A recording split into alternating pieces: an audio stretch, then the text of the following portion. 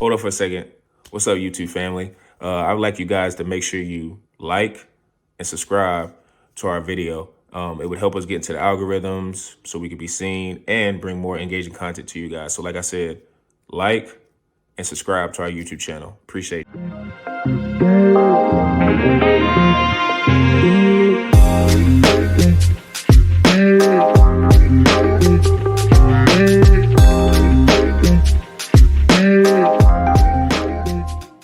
And welcome to another edition of the Pick and Downs podcast. I'm your host, per usual, Sean Tyson, here with Zhu and Peebush. How you fellas doing? I'm doing great, man. It's been a beautiful week in Chicago sports, man. I don't know about you, Zoo, but I'm Bulls. They're starting to hold their own a little bit, man. They might actually hold a play-in spot. Projected 40 wins now. 40 there you wins. go, Zoo. There's the bet. Check that box. Hit the over, hopefully, please. man. Hit the over. But and then obviously I know we're gonna get into it in a little bit, but man, Chicago Bears, Ryan Poles, man, he's just waiting in the grass, man. He's like that lion stalking the gazelle, man. He was waiting for all those dumb free agent signings.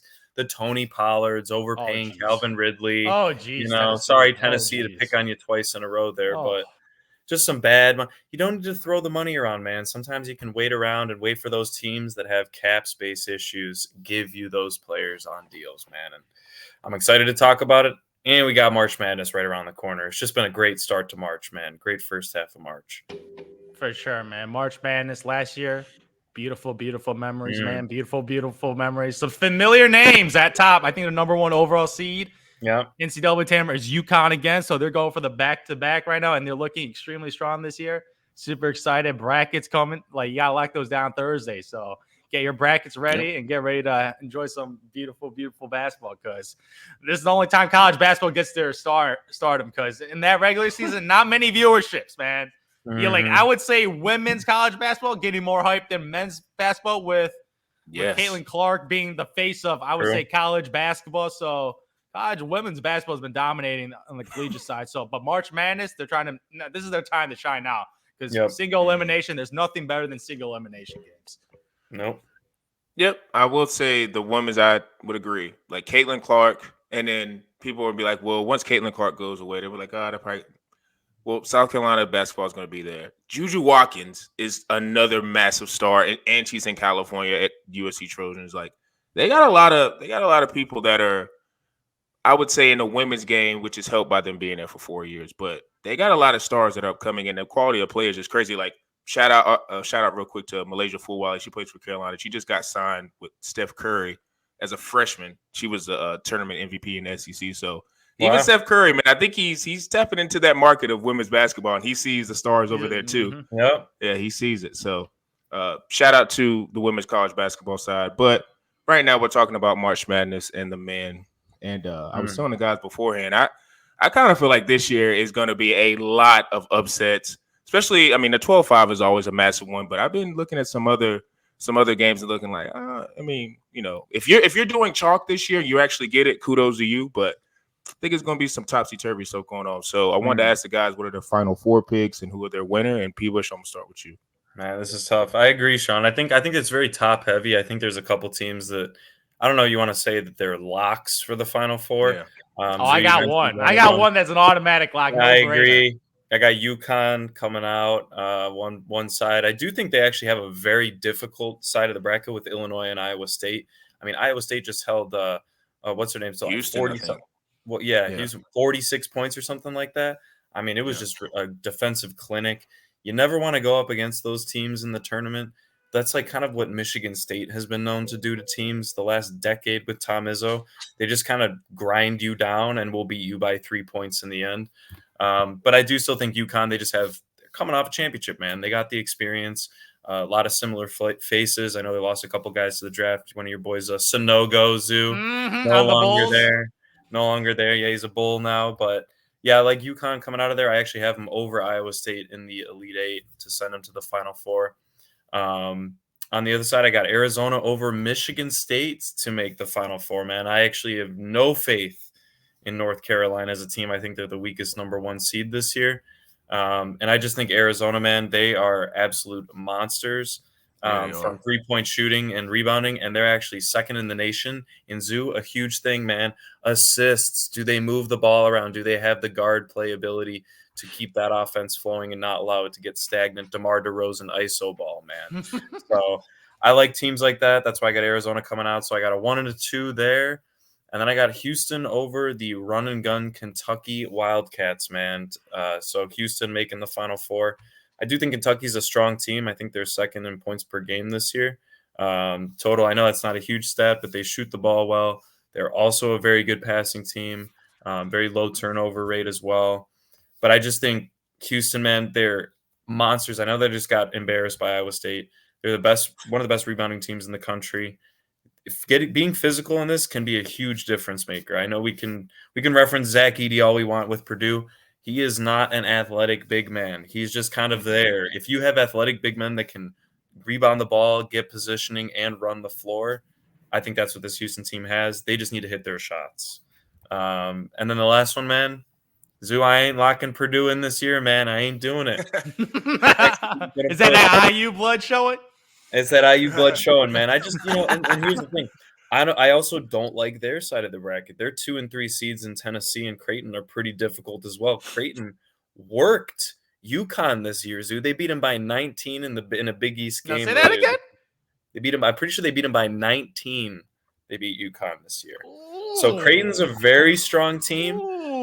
But I'm looking at a team that is very similar to Iowa State in the Tennessee Volunteers, man. I got Tennessee Volunteers coming out of that side over Purdue to make the Final Four. Once again, they're one of the top defensive teams in the country. As much as I want to put Creighton in there, they kind of fall in that Gonzaga area where I can't see them making a Final Four and pushing into a championship game.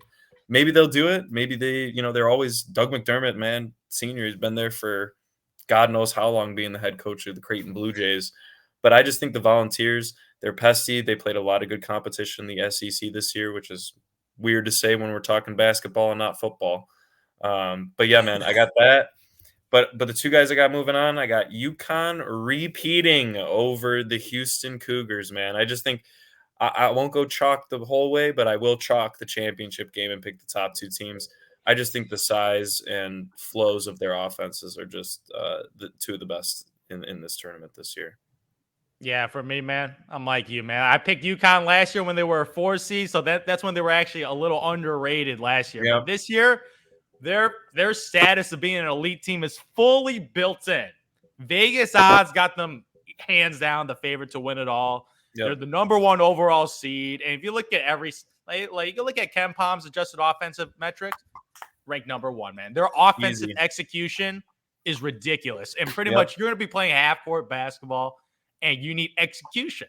Like I call them like the Denver Nuggets of college basketball. Their offensive execution is beautiful. And even losing, they lost 3 NBA players last year. Like Jordan Hawkins, the 2 guard. You got Andre Jackson, the athletic wing, and Sonogo. So they lost 3 of their starting lineup guys to the pros. But then they just got a bunch of pros that joined them or on the bench that stepped up into the lineup right now. Mm-hmm. So not only losing 3 pros, if you look at their roster right now, they got projected potentially 4 NBA players this year. 4 NBA players. That still blows my mind. Yeah. First of all, you know me, most important position, the lead guard. I got my foundation, but these are my 3 principles. The lead guard, they got this guy, Stephon Castle, combo guard, projected as a lottery pick. Okay, draft gurus, you told me exactly what I need to know. You got a lottery pick at the combo guard position. So they got that lead guard. Yep. Number 2 criteria. Champions have multiple NBA players. This happens every year, every single year. So you look at the rest of the roster, you got Alex Caravan's the wing guy. I remember that guy has a funky looking jump shot, but he's a nice perimeter wing player. You got Tristan Newton. He's like older, like a senior point guard, but he's pretty effective in like college basketball. I don't know if he's gonna make the pros, but he might be a late 2nd round pick. Donovan Clingan, this mobile center. So they got positional guys at the wing position, at the guard position, and at the big position. I'm just like, Jesus, every single thing is lining up. And my fancy trend the week, the AP polls, baby. I'm telling you, this AP trend has been consistent for 19 years. Yeah. 19 years. This ain't 1 year sample size or 2 years. This has been 19 years of teams in the week of if you're in the top 13 ranking from week 4 to week 6. Something magical about that time. People, I feel like in the beginning of the year, these gurus, these scouts are be able to measure talent. After you measure talent, you see some chemistry, they play hard, and then week 4 to week 6, that's their prime, and they maintain consistency in that season. And you need to be consistent to win NCAA championship because you got to win 6 straight to get it done. Yep. So maintaining the week polls, you got all these guys ranking these college basketball teams, and boom, that knocks down the list of a select few now. Multiple NBA players, lead guard. And that for me, like UConn is the obvious pick. And I feel like Vegas knows it. So I feel like it's going to be hard to win a bracket with UConn because I feel like everybody is going to pick 25% of them, Zero. Exactly. Like I'm not shocked. And I think they actually deserve it. I remember last year, like a lot of people picking like Alabama, like it's just they didn't deserve the percentage of what they got. But I feel like UConn's full value is baked in this year. And I'm still going to go with UConn for me. So for me, that's easy. UConn is in Final Four. I got them as a champion, so that's barbecue chicken right there. The other seeding, it could be a lot of upsets, man. I'm going to be honest, picking these upsets because I remember last year, like all the seedings were messed. Like there were no 1 seeds. There were no, I believe there were no 2 seeds. They were all lower seeds that made the Final Four. 3 to 8, I think. Exactly. So I think that could happen again this year. But for me, I'm just basing on my criteria. Marquette has been awesome this year. Like they obviously, I said it, Marquette, man. Right. I know they played UConn in the Big East tournament and got their ass whooped, but that's UConn. UConn's going to be whooping everybody's ass. So at least they made it far in the Big East tournament. And I have some respect for the Big East. So I'm putting Marquette in, and they got a couple pros too on that roster. So like shout outs to Cam Jones and Icodoro, man. So they got a potential pros on the roster. I know Marquette is not the name you hear in college basketball, man. Shout out Doherty, but your team ain't that good, man. Your team, college is like Marquette, again, like it's a cute story. It's gonna be one of those cute stories. And as a number 2 seed, that's a pretty good rank. Like you're the number 2 seed in college basketball in your division. Like, okay, they're showing something this year. But I'm gonna put in Marquette. The other side of the bracket, you already mentioned Arizona. Arizona's my team, man. I'm going to put them in too. I like the talent on the roster. Like the number 1 seed, like North Carolina. I'm just not feeling North Carolina. I'm sorry. Yeah, like, I know I'm feeling the blue blood. But shout out to Arizona. I'm just looking for professionals. I'm looking for professionals, and they only got, I would say, one, Kashad Johnson. So like not many professionals, but they got one of them. Zona, but they're going to get their ass whooped by UConn, so it's not going to matter at all. Exactly. Not going to matter. I don't care who's coming out on that side of the bracket. The other side of the bracket actually matters because, like, this is the one that could potentially make the champion game before UConn whoops them. And now you mentioned your IU blood told you not to pick Purdue. But am I going to be basic and take the number 1 seed? Absolutely. Yes, I'm being basic, man. Zach Edey, I'm putting you in, man. I'm putting you in. Coming back from, like, obviously last year he tried to go pro, wasn't able to go pro, but he's having a career year. In college basketball, might be player of the year. In college basketball, might be player of the year. So, Purdue also had an outstanding regular season, even though historically that program has been upset multiple times. Mm-hmm. So I feel like there's a little bias in that. So I feel like a lot of people are going to pick Purdue upsets. So I'm going to hope they pick Purdue upsets, and hopefully Purdue just goes chalk and make Final Four and not do anything after that. So I'm going to put in Zach Edey, the big fella, in my Final Four. But for I don't me, blame you. I mean, he is probably like the best player in the country, you know? Yeah. Oh, yeah, for sure. He's gotten a lot better than last year. Like he's expanded his game, become a true dominant, like, offensive big in college basketball, which is hard to do with the spacing not as good as the professional game. So shout out to Zach Edey putting up ridiculous numbers in college basketball. But for me, like UConn, they have potentially 4 pros. Like I know going back to back hasn't happened since that Florida Gators team, but what did that team had? Multiple pros. And this team with a point guard or combo guard that's an NBA for sure first round pick, and you got a bunch of supporting players and that offensive scheme. Let's run it back, man. Yeah. Back-to-back UConn Huskies. I'm locking it in, baby. I locked in a futures bet already. I'm locking in the UConn Huskies again. I think they're the only true lock, like for the Final Four.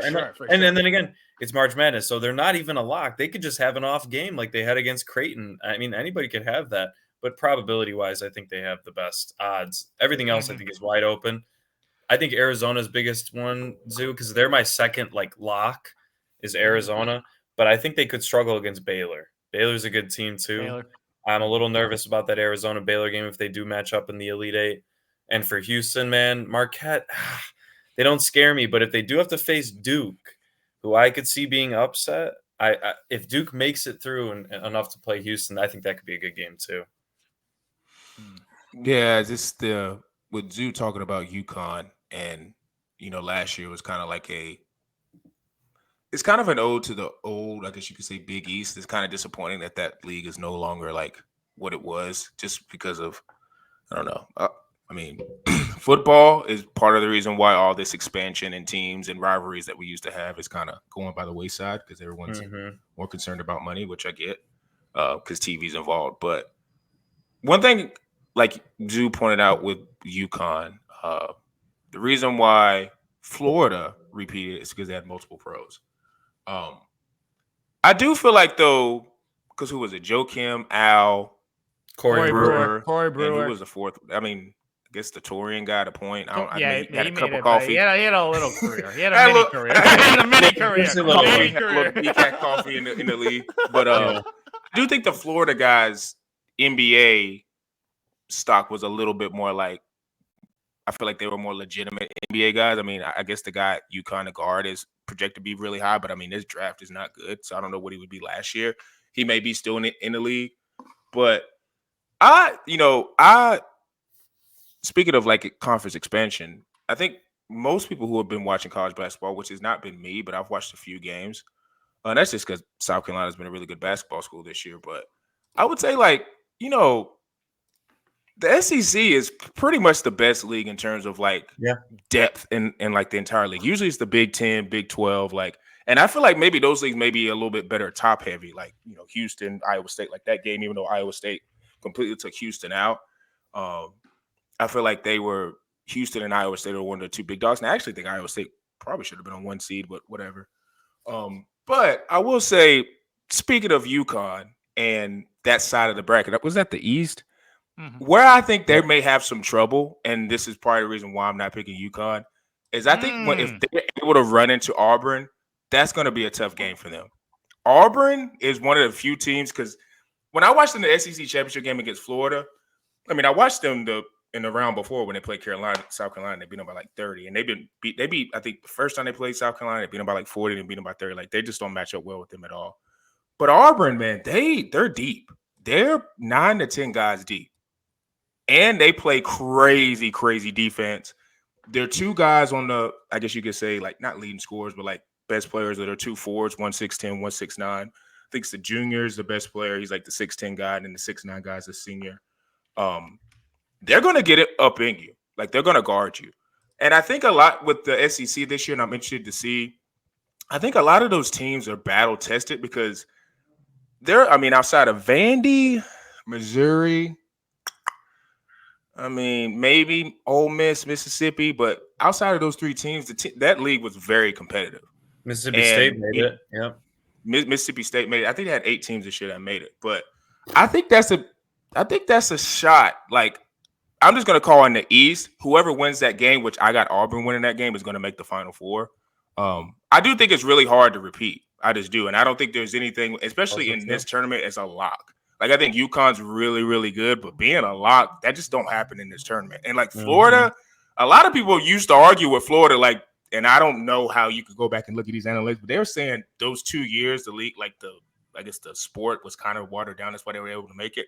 Now, some people would argue they had NBA talent, which is usually the formula. But I just think in that side of the bracket, because even with, for instance, if, because I got Auburn beating Illinois, because I'm not really high on Iowa State, but say if Iowa State beats them, they play UConn, that could be tough. UConn's got, to your point, Bruce, they got a tough road. And I think part of the reason why they got that tough road is because I mean, maybe the powers maybe don't want to see a repeat, but with that, so I got Auburn as that spot as being one of my spots in the Final Four. Yeah. I disagree with you guys on North Carolina. I think to your point about NBA guards, they don't have an NBA guard, and I don't even think they have an NBA player. Like, I mean, the closest one is probably RJ Davis, and he's the 5'11" guy, and he's probably G League at best. But RJ Davis has been there for years, and he's a really good three-point shooter. He's a really good facilitator. Cormac Ryan is a secret weapon. He's like a 6'3", 6'4" guy. And I actually take that back. If Cormac Ryan got to the right situation, he could maybe have a cup of coffee in the league because he's a really, really good shooter when he has time. But those two guys are like their guards. Harrison Ingram is one of the most versatile players in the entire NCAA. Like, he's a 6'6" wing forward who he kind of reminds me like a poor man's Draymond. He can dribble up the floor. He defends really well. He can shoot, like make the open three. He's really good at the top of key making passes. I'm not really big on Armando Bacot. He's been there for 9 years and he's a decent rebounder, but I don't think he has any like. I think the reason why he's good is because he's like able to overpower certain players. But if he goes against another good big, I don't think he's gonna be able to do much. And I do like some of the Seth Trimble is like kind of a like guy off the bench that could be, you know, a defensive pass to maybe make some alley-oop dunks. But I like North Carolina a lot, so I have them in there. Houston to me is like Auburn, but better. They're just like they make you play their style. Like every time last year I can't remember who they got beat by, but it was more so for just an up and down game with them. I think their guards are good. Their forward, I think LJ Cryer, he's pretty good. I don't think he has a chance in the NBA, but I like their style.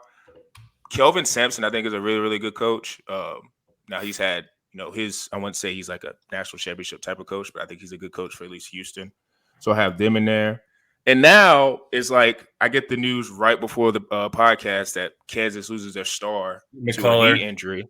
And it's just like, I kind of still just want to pick Kansas because I don't have any faith in Purdue. I just don't.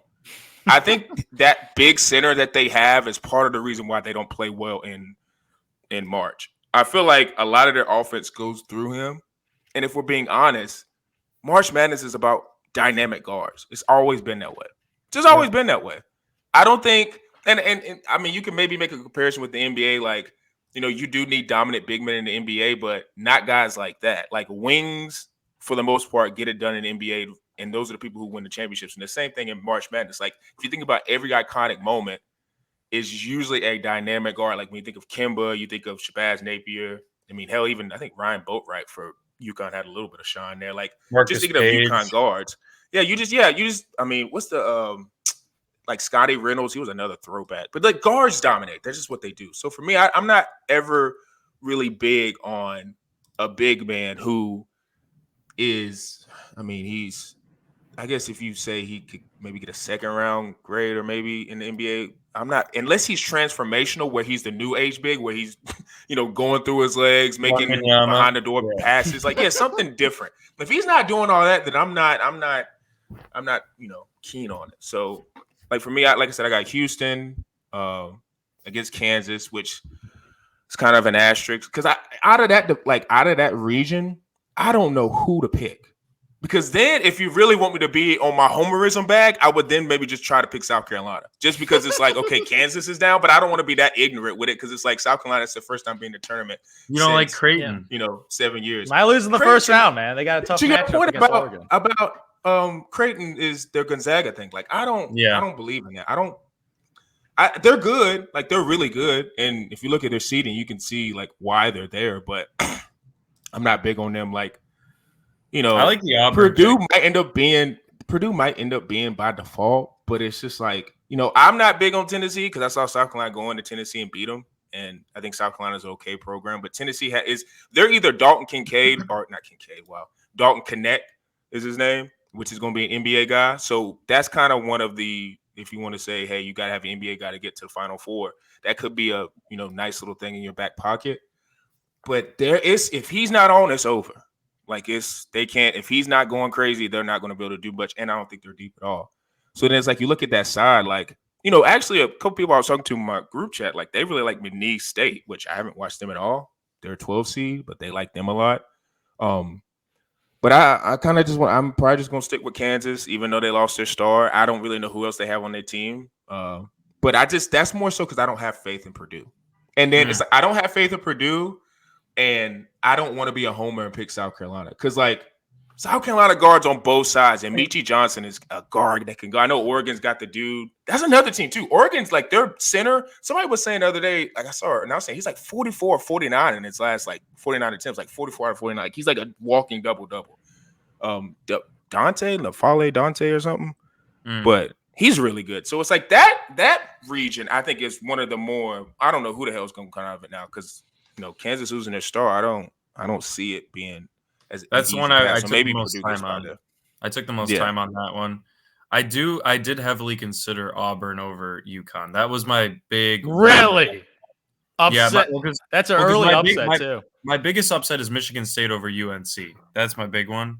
But Auburn could be what UConn was last year. That 4 seed that just through everybody. Bruce Pearl's a really good coach, and he's a great coach. And I don't know why. I guess because I got Kentucky losing to. Kentucky's good too, man. They got a star in Dillingham, Rob Dillingham. They got 2 NBA guards, like legit.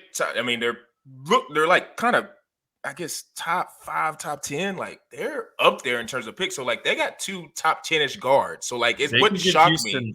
They give Houston problems. But then it's like Kentucky's kind of on the low, kind of got a little bit of the Purdue thing. Like, what you guys have been really doing much in March. So it's kind of like, and they're freshmen, and since the Harrison bros, they haven't done much. So that's what makes me scared to pick Kentucky. And like, if you want to talk about another blue blood, Duke doesn't really do it for me. I mean, Arizona was another one. Who did I have them losing to? Who did I have? I had them losing to North Carolina, but that could be a really tricky game because Caleb Love going to Arizona, he kind of felt like, RJ Davis was more of a priority.